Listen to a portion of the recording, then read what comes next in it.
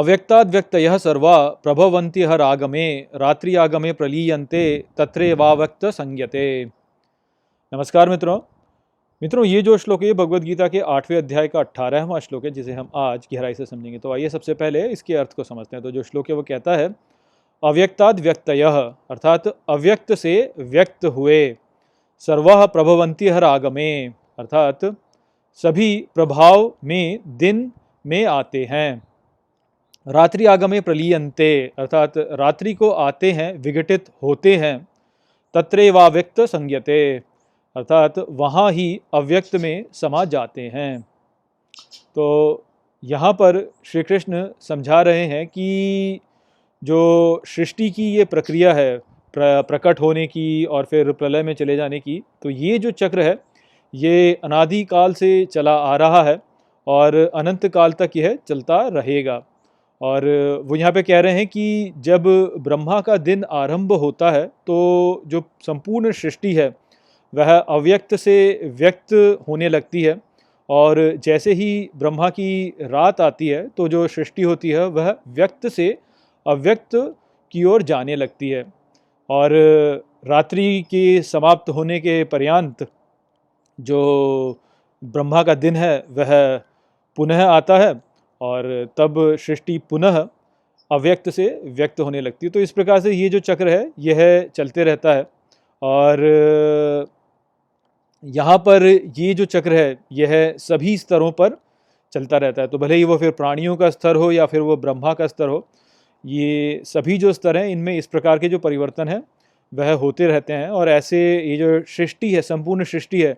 वह भी जन्म से मृत्यु के इस चक्र में चलती रहती है, और सभी कुछ वास्तव में इस सृष्टि में चक्रों में चलता रहता है। तो यहाँ पर ये जो विचार है इसको और दृढ़ता से श्री कृष्ण ने समझाया है। हमने पिछले श्लोक में भी ये समझ लिया था कि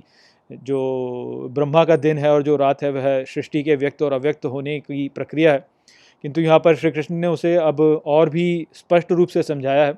और यहाँ पर कुछ लोग ये आपत्ति कर सकते हैं कि अच्छा, आप ये कैसे कह सकते हैं कि इस प्रकार से ये जो चक्र है ये अनंत काल से चलता आ रहा है और चलता रहेगा, इसका कोई ऐसे प्रमाण तो है नहीं हमारे पास, प्रत्यक्ष प्रमाण। तो निश्चित ही हम ये मान सकते हैं कि हाँ, हमारे पास में इस सृष्टि के आगमन और पुनरागमन का जो ये चक्र है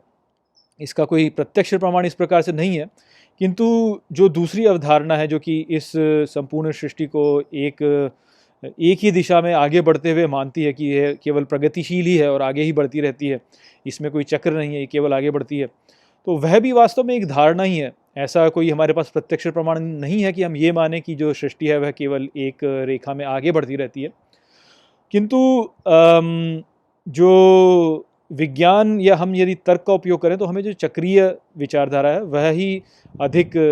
तार्किक लगती है, और उसे हम इस प्रकार से समझ सकते हैं कि देखिए, आधुनिक विज्ञान जो है वह हमें ये तो कहता है कि ये जो सृष्टि है यह बिग बैंग से आरंभ हुई, किंतु आधुनिक विज्ञान के पास में इस प्रश्न का कोई उत्तर नहीं कि उसके पहले क्या था, बिग बैंग के पहले क्या था। या यदि आप वैसे भी प्रश्न करें कि समय कब आरंभ हुआ, या आप ये प्रश्न करें कि जो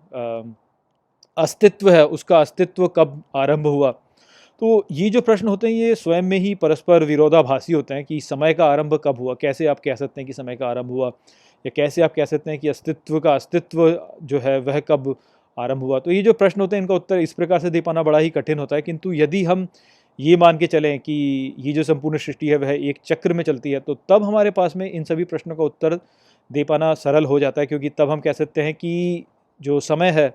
वह अनादिकाल से चलता आ रहा है और अनादिकाल तक चलता रहेगा। या आप ये कह सकते हैं कि अस्तित्व का अस्तित्व कभी आता नहीं है, अस्तित्व अस्तित्व ही है और वह रहता ही है, केवल व्यक्त से अव्यक्त में जाता है और अव्यक्त से व्यक्त में आ जाता है। तो हम जब इस प्रकार से एक स्थायी रूप से संपूर्ण सृष्टि को देखें कि एक ऐसे रूप से देखें उसे कि जहाँ पे कि केवल जो है परिवर्तन जो है वो एक ही में हो रहा है और बाकी जिसमें वो परिवर्तन हो रहा है वह केवल स्थायी है, तो उस प्रकार से जब हम देखते हैं तो हमारे पास में एक तार्किक उत्तर आता है इस प्रकार के प्रश्नों के लिए कि समय का आरंभ कब हुआ या सृष्टि का आरंभ कब हुआ, बिग बैंग के पहले क्या था। तो इस कारण से हम ये समझ सकते हैं कि यदि तार्किक रूप से देखा जाए तो जो ब्रह्मांड के चक्र में चलने वाला विचार है वह ही हमें अधिक तर्कसंगत लगता है, ना कि ये विचार की जो सृष्टि है वह एक ही दिशा में प्रगतिशील रहती है और चलती जाएगी और चलती जाएगी और चलती जाएगी। तो हमारे लिए इस अवधारणा में विश्वास करना कहीं अधिक तर्कसंगत है कि ये जो ब्रह्मांड है यह अव्यक्त हो जाता है और अव्यक्त से व्यक्त में आता है, व्यक्त से अव्यक्त में चले जाता है, और ये जो चक्र है यह अनंत काल से चलता आ रहा है, अनंत काल तक चलता रहेगा। तो आशा करता हूँ कि मैंने श्री कृष्ण के संदेश को यहाँ पर इस श्लोक में आपको अच्छे से समझा दिया होगा। चलिए इसी के साथ इस वीडियो को यहीं पर समाप्त करते हैं। नमस्ते। वीडियो को अंत तक देखने के लिए धन्यवाद। यदि आपको ये वीडियो पसंद आया हो तो इसको अपने प्रियजनों के साथ में साझा करें और इस ज्ञान को और फैलाएं। यदि आपके पास कोई भी प्रश्न है तो मुझसे इंस्टाग्राम पर जुड़िए। वहाँ पर मैं हर शनिवार रात को एक लाइव Q&A सेशन रखता हूँ और आप मुझसे वहाँ पर अपने प्रश्न पूछ सकते हैं। जय श्री कृष्ण।